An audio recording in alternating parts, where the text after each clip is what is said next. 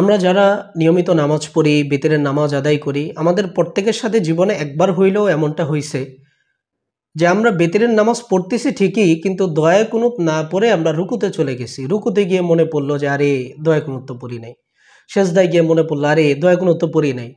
অথবা শেষ বৈঠকে গিয়ে মনে হইলো আরে দোয়া কুনুতটা তো ছুটে গেছে।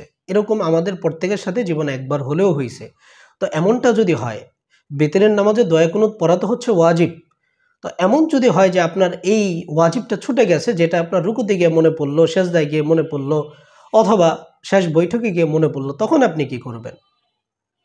এর উত্তর হচ্ছে, আপনার যদি রুকুতে গিয়ে মনে পড়ে যে আমার বেতেরের নামাজের দোয়া কুনুতটা ছুটে গেছে, তাহলে আপনাকে রুকু ছাইরা উঠে আবার দোয়া কুনুত পড়ার কোনো দরকার নেই। অথবা সেজদায় মনে পড়ার পরে আপনি সেজদা থেকে উঠে দাঁড়াইয়া আবার দোয়া কুনুত পড়ার কোনো কি নাই, দরকার নাই। অথবা যদি আপনার বৈঠকে মনে পড়ে, বৈঠক থেকে উঠে সোজা হয়ে দাঁড়াইয়া আবার দোয়া কুনুত পড়ার দরকার নেই। যেহেতু দোয়া কুনুত পড়াটা হচ্ছে ওয়াজিব, যেহেতু আপনার ওয়াজিব ছুটে গেছে, আর আমরা জানি যে আমাদের নামাজের মধ্যে কোনো ওয়াজিব যদি ছুটে যায়, তাহলে সেই ক্ষেত্রে সাহু সেজদা দিলে আমাদের নামাজটা হয়ে যায়।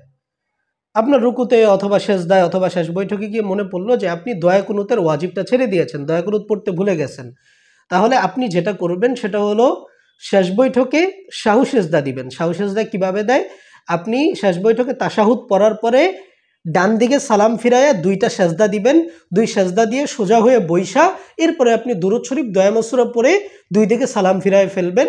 সাহু সেজদাও হয়ে গেছে এবং আপনার নামাজও হয়ে যাবে। সুতরাং এমনটা যদি হয়, আমরা দোয়া কুনুত পড়তে যদি ভুলে যাই, তাহলে সেক্ষেত্রে আমরা সাহু সেজদা দিলেই আমাদের বেতেরের নামাজটা হয়ে যাবে। নতুন করে আর বেতেরের নামাজ আদায় করার দরকার নাই।